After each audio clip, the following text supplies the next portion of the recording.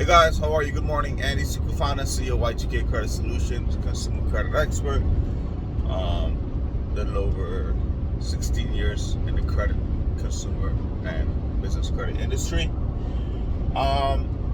Today's topic, it's a very high level conversation. Some may understand, some may not understand, some may choose to think that they know it all and what they know is the right way, right? Or what they know is the right information because they heard it on social media, or someone running off their mouth on social media about collections and getting collections off your credit report. It's a high level conversation. However, I'm gonna simmer it down. Very, very, very simple. So that for a person that's never used credit, you can understand it, right? And we've had videos on our YouTube channel about this topic already. We have videos about 609 letters and other videos, right? So please subscribe to the YouTube channel, check out the other videos. All right. So today's topic is collections. All right. Collection accounts. How does it turn into a collection? Why does it turn into a collection? And what are your options?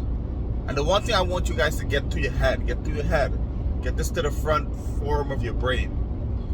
You are not entitled to anything. Okay? That's a fact when it comes to collection. You're not entitled to a settlement, and especially if a debt goes to an attorney and you have properties, you have assets. They know this because they do something called skip trace. I know this because we do it in my firm. So don't think for 1 second because it goes to collection you're entitled to some sort of settlement, some sort of discount. No one gives a shit about your sob story and your bullshit story. I'll say it frankly and bluntly. No one gives a shit about your bullshit story because all of these banks, creditors, attorneys, they know you're full of shit. They look at your credit report, they can tell your lifestyle. They can tell what you do. They look at the kind of cards, they look at the transaction, they look at the statement, they look at the companies you're paying. Because when you swipe your card, whether you swipe it at Neiman Marcus, you swipe it at Publix, you swipe it at Key Food, Costco, wherever the hell you swipe it, that merchant is on credit card statement. So no one gives a shit, right? Now, when it comes to your debts being handled by an attorney office, attorneys are allowed to do skip trace.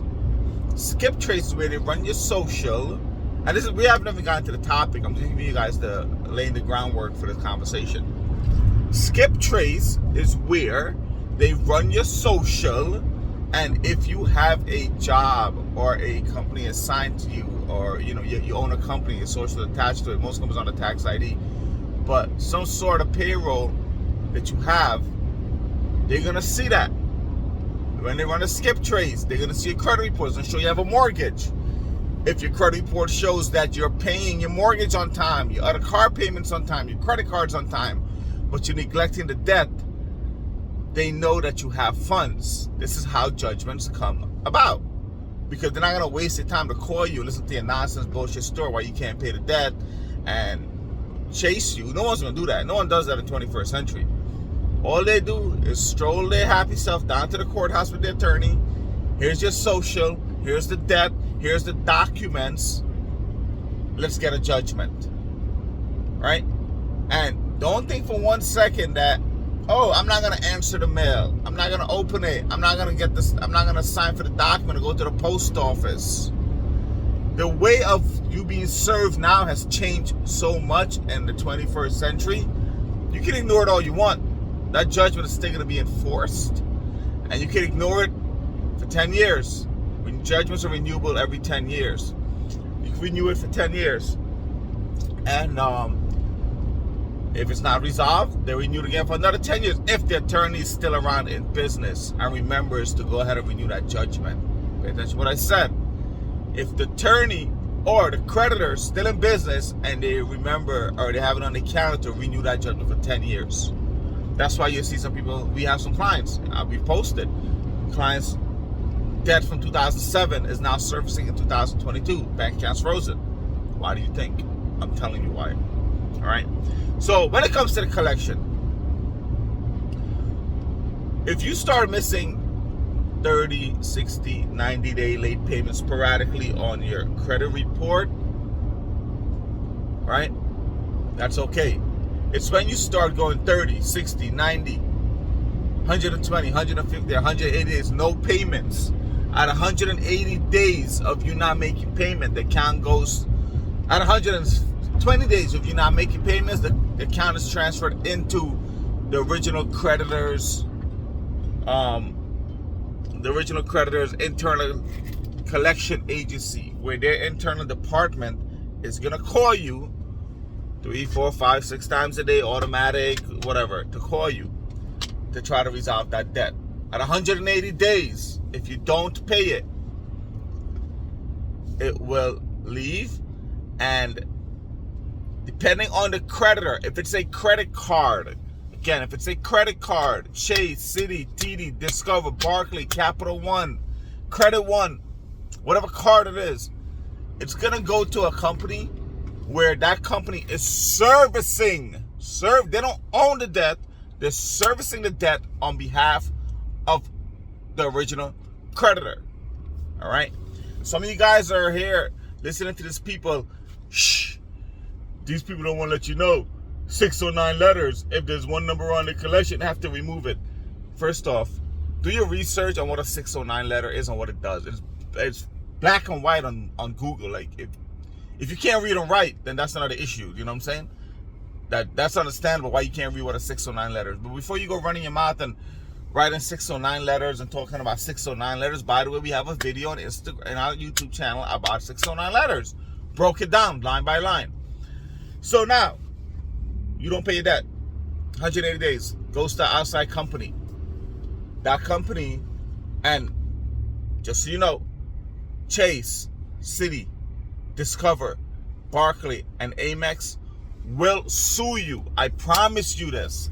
They will issue a suit if the debt is more than $2,000. You want to know why it's on the number is $2,000? It's because the attorney that they're going to use, their fee, if it's under $2,000, it's not worth it for them to send it there. They'll just wait for it to stay on your credit for 7 years. Right? Anything over $2,000, they will issue a judgment. They will try to sue you for it. Not issue the judgment, I'm sorry. They'll try to sue you first. If it's not resolved, then they'll issue the judgment. So, now, we have clients. I don't know where you think you read this information from or how it works. And then they try to lie to us and say, oh, they sent me a letter stating they're going to do a settlement for this. Where's the letter? Oh, I lost it. Don't you think you would keep a letter like that if someone is sending you a letter, or a collection agency sending you a letter, here, we're going to offer you X amount of dollars, so you have proof that they said that, to negotiate your debt, right? Now, again, this is where it comes into, depending on the creditor, depending on the agency, by law, this is the law, and you can Google it again, or research it, the Collection Practice Act law, you can look at it. Each company has between 3 to 6 months to collect on that debt on behalf of a creditor. I'll say it again. Each company has 3 to 6 months to collect on that debt on behalf of the creditors. The first month, there's no negotiation. The creditor wants 100% debt in full. Second month, we're at 10%. They'll take 10% off the debt. Mind you, depending if it's a high-level creditor like Midland Funding, LVMV Funding, Midland Management Credit, Portfolio Recovery, if it's one of those guys, they already know you have a job. They already know you have assets. So don't think you're slick Willie. Oh, yeah, I'm broke and I'm living with my parents. No, you're not. Who's paying the mortgage? Right? So I'm going to tell you, there's a twist to this. I'm going to tell you at the end of it. And I'm going to tell you why I'm saying it the way I'm saying it. So, second month, 10%. The third month, if your credit report is just damaged and you're just a effed up debtor that owes everybody, they're going to start negotiating about a 75, 50, 60 cents on the dollar. If on the third month the creditor sends you a letter and say, hey, we're going to settle for 50%, make sure you read the letter carefully and read the entire letter, because it states there is an expiration date for that offer. All right? A lot of you guys try to be ignorant, call us, oh, they sent me a letter. The letter's 4 months ago. It's expired. No, you can't get that settlement. Because one, it expired, and two, if the collection agency can't collect on the debt after 3, 4, 5 months, they're just going to send it back to the original creditor. The original creditor is going to wait 2-3 months, right? Because they have to process all the documents and process the account being sent back to them, put it back into their inventory, we're going to call it, into their system. Then send it to a second, third party collection agency to service it, right? Now the clock starts again. Here we go again. First month, no settlements. Second month, 10, 15%. Third month, whatever it is. That's how it works. Now, if you come to Y2K, oh, I'm trying to buy a house. I'm in contract. And my credit, first off, you know your credit sucked, right? So if you want to buy that house, you got to close in 30 to 60 days. Oh, I'm trying to build my business credit. I'm trying to build my credit in 30 days. First off, none of this stuff gets fixed overnight. But for it to be fixed overnight, you're going to be paying some serious money, right? Because, so don't complain that, oh, they said they can get me settled for 3 months. Sorry, they said they can settle my debt for 50 cents on the dollar. Why is it 70 cents? Did you read the letter? Read the letter. That counts with a new collection agency. The clock starts over again, right? So, again, you know, the whole message that you guys are not entitled to settlements, up to the creditor. But if you have something that you need to get done and you're pressed for time, unfortunately, if the settlement's only 10% off, you got to take it and bite the bullet because you need something done faster.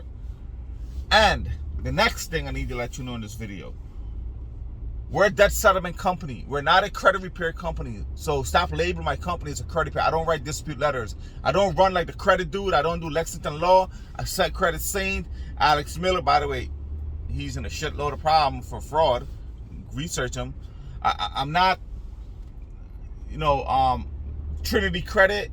I'm not your mom and pop down your street in Atlanta, Georgia. I'm not the girl on Instagram. Psh, hey, what they don't want to tell you. We're not that company. We're a legitimate licensed debt settlement company. All right. Once you settle a debt, you have to wait 30 days for the creditor, the collection agency, to update the original creditor that the debt was satisfied. Now, you're not someone important, so let's get that right.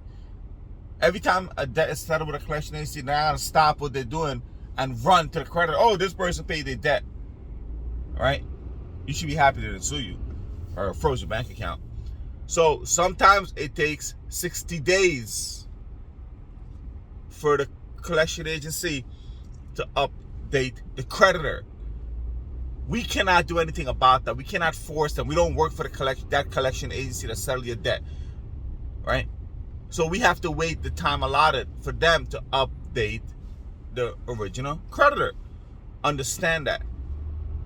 Then it goes into the cleanup to start taking the negative things off your credit report. The point of the video is, stop thinking you're entitled and you know what you're talking about because someone's running their mouth off on Instagram or social media or the internet and telling you this nonsense. That's not how it works. Do your own research. All right. What else? Oh, reason why I'm telling you this stuff. I do both sides of the industry. We can collect on debt as well. So this is the practice that we would follow. And listen, if we took a debt from Chase, we're not one of those collection agencies or debt settlement company or agencies where we're gonna be like, we believe you. We don't believe shit you tell us. First off, because we know you're full of shit. You're lying. We know it, right? And half you have Instagram. You can tell. Look at Instagram. How you think IRS finds these tax evasion clients? On Instagram. I've seen it in IRS court. Been there, done that already with clients. So we go straight for the judgment. We have a job. We're not gonna waste time. It costs me more money to have my guys sit on the phone and waste their time calling you all day to listen to your sob nonsense story. You have a property, attach it to the property. You have a bank account, send a bank levy to your bank to freeze your bank account. You have a payroll, send it to your company, your job payroll to garnish your payroll. That's how it's moving in this day and age. So do your research and understand what's going on, because that's how this stuff works. Okay? I could have called out a couple of clients for the ignorance because this video really is for them. But I needed to break down how collection works because you guys didn't seem to understand it. That's how it works. Anything I've said in this video, feel free to Google it, do your research. It's factual data, please. All right? If you have any questions, leave a comment below and I'll try to answer it for you. Talk to you soon.